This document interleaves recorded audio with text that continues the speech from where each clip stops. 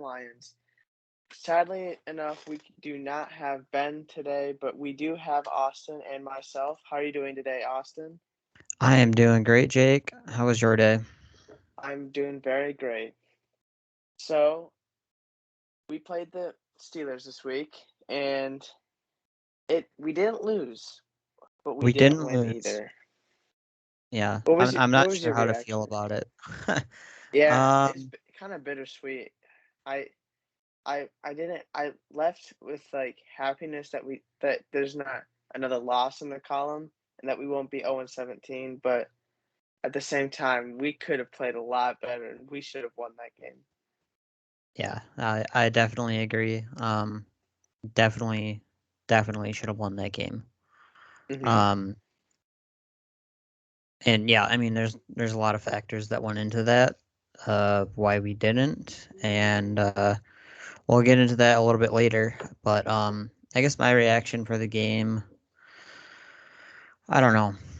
Uh, like you said, it's kind of bittersweet. We didn't lose, but we didn't win, and Yeah. I I don't know.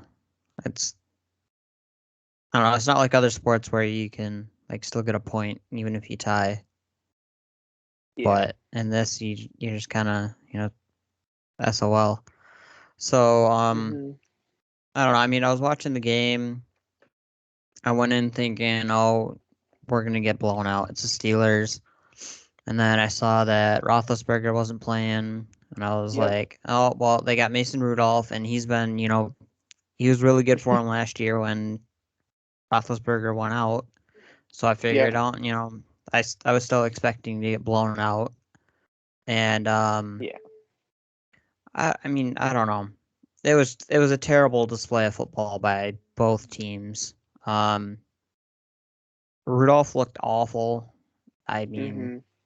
and I mean tons of drops too by the Steelers, which I Yep. was surprised by. Um, Well, I think usually they have a problem with drops. I know Deontay Johnson, even though he's technically, according to the statistics, is the best receiver there, but he has a bad history of drops. yeah, and Chase Claypool was out, which that helped us. Yeah, and Juju's out Um, for the year. yep. So I mean, it's not the same Steelers that you would normally think of, but still, Mhm. I I think they had plenty of pieces to handily beat our lowly Detroit Lions. Um, Yep. I don't know. I mean, I got so fed up with it that I turned the game off with 4 minutes left in the fourth quarter. Um, Yep. That's a good idea. It wasn't pretty from there. and yeah, I mean, as soon as it was right when Goff, he was like gonna get sacked for a safety, and I turned it off. I don't know if it was it wasn't a safety, but they called it a sack right outside the end zone. But I was just kind of at that point I was done. Yep. So I guess that's my reaction. What was yours? It was a bittersweet reaction. I was really happy to not see a loss. And one thing I was worried about was having an 0-17 season because I know all my friends and the whole NFL community will dog on the Lions for that, for having 2-0 win seasons. Well, I for the mean, first I mean, 0-17 team. technically, we could still be the only Yeah, NFL team in football history to go on 16 twice. that would not be good. And No, so I have we, a feeling we could possibly get another win, but I'm not gonna be surprised if we don't, because what we displayed it Sunday was not good. Um, no, I feel like how I reacted was, of course, it was golf doing terrible like always, yep, and we got extremely lucky because of all the Steelers' offensive injuries. mm-hmm. Roethlisberger, Claypool, and Smith-Schuster, which was already out, but those three were out, which really helped us.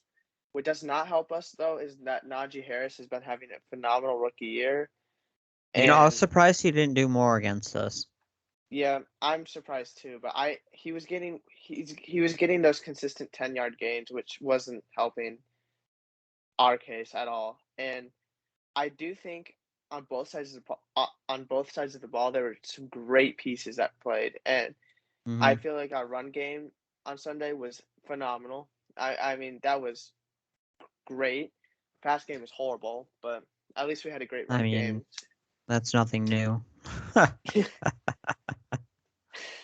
I think that with Swift, considering how well he's done in like being a receiving back this season, that his run game, running for 130 and more yards, was really meant a lot for our future and to the run game for us because usually it's been Jamal Williams doing the Mhm. running part, and today was Swift. And I mean, yes, sorry, Sunday, Sunday, but yeah, Sunday, Godwin, DeAndre, and Jamar Chase kind of carried that heavy load, which was great to see the run game. And on the defensive side, I saw a lot of great stuff from a lot of our players. I think three Mhm. defensive players that come into mind were Tracy Walker, Amani Awarie, and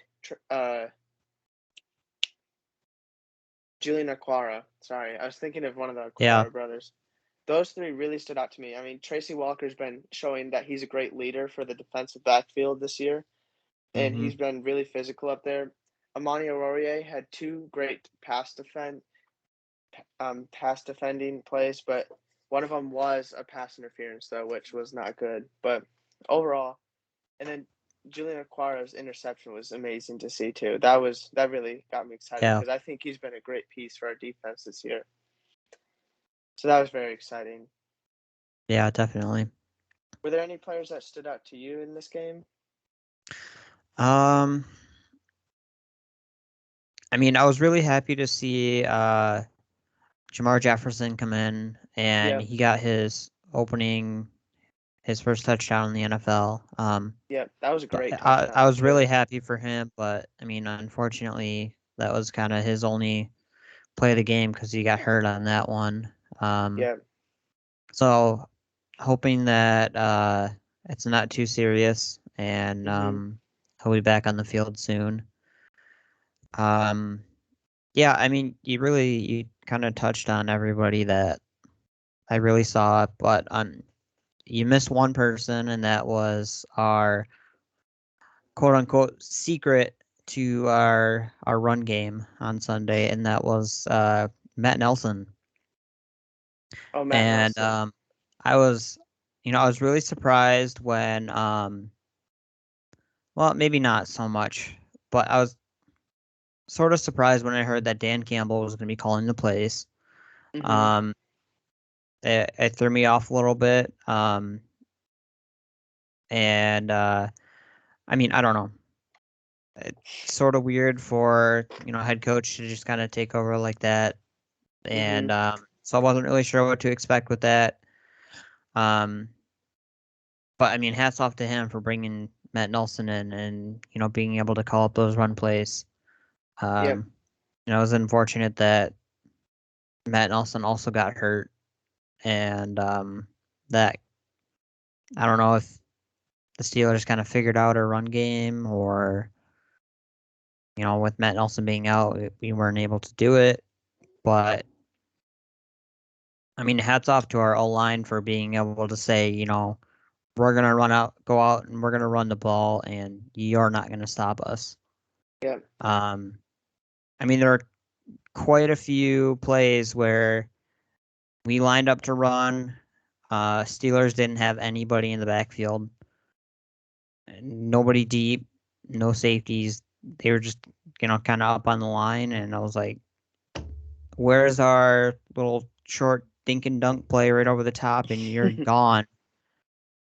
But I mean, I guess that's the Lions for you. So About the Dan Campbell calling plays, how I kind of felt about that was that he was calling plays because I feel like he wanted to see less of Goff, so he just kind of took control and just made it basically a running game for us. That's how I took it because from yeah, the yeah, interview he talked about Goff a while ago. It doesn't sound like they have a great relationship, so That's how I kind of see it. I don't know if you agree there. No, I totally agree. Yeah. Hmm. And one thing I think that the Steelers, I felt like the Steelers had an edge against us in the game. But one thing that I thought was great, how we were competitive during the game because the Steelers still have a lot of great players left on that team. They still had TJ Watt, Minka Fitzpatrick, Cameron Hayward, Deontay Johnson. Those are four big names. Mm-hmm. And they almost lost to the 0-8 Detroit Lions. We don't have very big names. We have TJ Hawkinson, DeAndre Swift, and Frank Ragnow when he's healthy. Those are the three big names to me, and they're not even as big as the Steelers' big names. So I think that how we were able to stay in the game, considering who was still left on the Steelers, was big for us. Yeah, I totally agree. Um, so now that game just happened, and we're not going to go 0-17. The best that we can do this season is 8-1. That's the best. It's not going to happen. I think No. both of us know that, and everyone watching knows that. What is your expectations for the rest of the season, and what do you want to see from the team? um, I mean, I guess overall just progression. Mm-hmm. Being able to see our young guys, get out on the field, take snaps, learn, progress, just get better at the game. Um, Same with our coaching staff too. Um, I mean, this is, Dan Campbell's first year as the head coach. Um, and, him being able to learn a little bit more of what it means to be a head coach, and game management as well. I he hasn't been perfect by far this Yeah. year, and I'm willing to give him a pass on that. Mm-hmm. Um, He it's just doesn't have much to work with. no, yeah, exactly. So yeah, I mean, just progression and our guys, kind of learning the game, um, playing together as a team. Honestly, I'd be happy if uh, just one win. That's Mm-hmm. all I want is one win. Mm-hmm. So, yeah. I mean, if we can get one win and we lose the rest, I really don't care. I And Oh, yeah, go ahead. no, I mean, I was just gonna say, even if we got one win, I'm pretty sure we would still have the number one pick for anybody Okay. that's Mm-hmm. worried about that. Yeah, I think the only other team we have to worry about is the Texans, and I don't know. I really want that number one pick because how I'm feeling towards this is I'm just so I'm heartbroken that the Lions are in this situation, and I mean we're trying our best right now. This is a serious rebuild, and I personally am just looking forward to the draft now. I want to see the young players play well on this team, and I want to see our team progress. But at the same time, I do not want to miss out on that number one pick. And I really want to see Kayvon Thibodeau on this team because he looks great. And it's kind of funny because with the Rams getting all these new additions, I want to see Matthew Stafford get a Super Bowl, but at the same time, I want an earlier draft pick. That's how I feel because we do have the Rams first round pick this year and next year. So that should be interesting. But overall, I'm just excited for the offseason because there's no way we're a worse team next year. There's just can't be any way. I know we're gonna progress a lot, and I, Jared Goff. We just need a new quarterback. I mean, quarterback is one of the biggest parts of the team, and it our quarterback play has been the worst by far this season. So that kind of moves into another thing I wanted to say. Goff next week. Do you think he's the starter, or do you want to see David Blau or Tim Boyle take the start next week against the Cleveland Um, Browns? Jared Goffel should never see the field again for us. Yeah. As far as I'm concerned, with everything that I've seen his play be so far this season. Yeah, I mean, I would love to be able to see either Tim Boyle or David Blau take the field for us on, this coming Sunday. It was reported that today Goff was out with his oblique injury, and Tim Boyle was taking first team reps. So there's that. So I guess if we went off that and Goff was not going to play on Sunday, then Tim Boyle would be the next man up. So here's to hoping that we'll see Tim Boyle on Sunday and not Goff. I don't think I've ever been this excited. Well, I haven't been because we've had Matthew Stafford in the past, but I would be so excited if we got to see Tim Boyle or David Blau play as our starting quarterback because watching Jared Goff is very draining, and it feels like every Sunday watching the Lions, it just feels like feels like a job. I should be getting paid to watch this. Yeah. I So, mean, and I guess this last Sunday, I don't know if it was Campbell's play calling or if Goff was really, that hurt that he couldn't throw the ball. So, I mean, I don't know what it was, but I was just saying to myself, put one of the backups in and let him throw the ball. mhm. And obviously that never happened, but um so I guess I got one question for you. If one of two things were to have changed on Sunday, either a QB coming in or I guess not, I don't know, or a new kicker, which would you have chosen? At the end of the day, the game-winning field goal was what mattered the most to win the games. Yeah. So I would take the kicker, but at the same time, Goff was missing these throws that just had me like, ah, like the one play where Khalif Raymond got like 2 steps ahead of Joe Hayden, Oh, which is I hard know. enough. He underthrew that ball. I was like, I was so frustrated, and I'm a big fan of Khalif Raymond. I really hope we keep on to him next year because Yeah. I think he's a good wide receiver depth piece, and I feel like with a good quarterback, he could be a lot better. So that was very frustrating to see, and just, I mean, Goff has been doing this all season, so I don't know.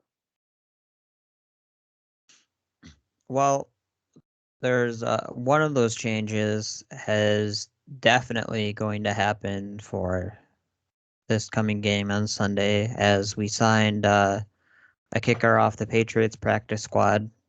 Um, Hmm. his name slips my mind right now. I have no idea what his name is. Same here. So, uh, I mean, we'll see. Campbell said that they're gonna try and kick some tires and throw some, what against the wall and see what sticks. So, we'll see what happens for this coming game on Sunday. I wish we had a consistent kicker. I really do. Oh, I saw an interesting stat as well. Um, so with all of the money that we are paying to kickers, it equals about $1.8 million. Ooh, And for an extra 200,000, can you guess what we would have been able to do? what? We could have kept Matt Prater for 2 million. Isn't that kind of a kick in the nuts there? That I don't know. I don't know what to say to that because these kickers are taking up so much roster space, which could be used to other positions. And plus, Matt Mm-hmm. Prater was just fine where he was. I would take Prater any day. I mean, look at any of the other guys that we had earlier this offseason. Mm-hmm. And Randy Mine's Bullock and Randy Bullock. Yeah. what Zane Gonzalez. I think we Yeah, had I him think as those two. well. And yeah. And I mean, Gonzalez is with Carolina, and he's kind of lights out right now. Randy Bullock is with Tennessee, and he's doing Mm-hmm. well there. So, I mean, it kind of leaves me scratching my head at what the front office was thinking there. Yeah. So, I don't know. I guess moving on, what are your thoughts for this coming game on Sunday against Well, the? I think this is going to be a quite similar game to the Steelers game because the Browns might be without Baker Mayfield. I mean, he's likely to play, but he did have a couple injuries on last Sunday against the Patriots. So Case Keenum could be their starter. But in my opinion, Case Keenum is better than any quarterback we have right now, and I think he's better than what Mason Rudolph was. And although the Cleveland Browns just lost terribly to the Patriots, I don't see a win. I do not see a win at all. How about you, Austin? Yeah, it's really hard for me to see a win against the Browns. Even if Case Keenum is their starting quarterback. I mean, they were missing Nick Chubb will be back this week. Mm-hmm. He was out for COVID protocol. Um, I don't see Kareem Hunt being back this week with his calf injury. Um, I'm trying to think who else was out for him. Well, they don't have OBJ anymore. He's a No, Ram. OBJ is gone, but they still have Jarvis Landry. And Donovan Peoples-Jones Yeah, actually did very DPJ has well. been playing very well for them. Mm-hmm. Um, And Austin shoot. Hooper looked pretty good on Yep, Sunday as Hooper well. has been very good for them as well. They got Njoku too as a backup tight end, so I feel like Hmm. their passing attack is pretty fine where it is. Yep, and if Chubb is back for them and they have Ernest Johnson, Mm-hmm. I mean, right there with those two, that's kind of a pretty nasty 1-2 punch there. So Yeah. Not to I'm mention Myles Garrett on the defense. That's not going to be fun at all. no, that's not going to be fun. We'll see how Penei Sewell does against Myles Garrett. That's he did well against Aaron Donald against the Rams. So I mean, I think I, I think he could do it against Myles Garrett too. I mean, we Yeah, drafted I him mean, he seventh played very overall. well. He didn't allow a single sack Mm-hmm. on, you know, Sunday's game against the Steelers. No And T.J. Watt or Cameron Hayward can get past Sewell. yeah, I I think there were a few quarterback pressures, but Mm-hmm. I mean, that's kind of to be expected. Yeah, they And have a it great doesn't help when you have front seven. Goff, Oh yeah. who can't scramble to save his life. Mm-hmm. I mean, I was just smacking myself in the head every single time he turn around, scramble, and oh, I'm gonna miss this sack, and then oh, run right into another sack, and I'm just like, oh my gosh, you need to be gone. I it makes me wonder how did he play so much better at LA? I mean, this is kind of the same Jared Goff, but I mean Team talent, he had way better surrounding weapons, cast. but how did he not fail?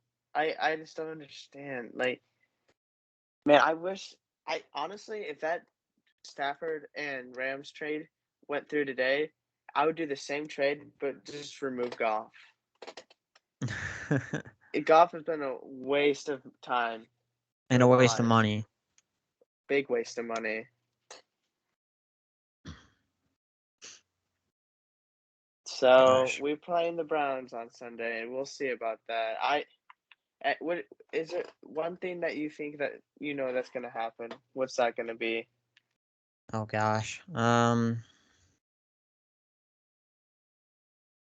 Hawkinson is going to have at least one reception this game. I really hope. That's safe. That's a safe one. he, I mean, he didn't have a single reception the entire last game, Yeah. and that's just awful on our offensive, coordinator and Dan Campbell and whoever else is in charge to not be able to get him the ball. I mean, he's definitely our number 2 biggest threat on our offense.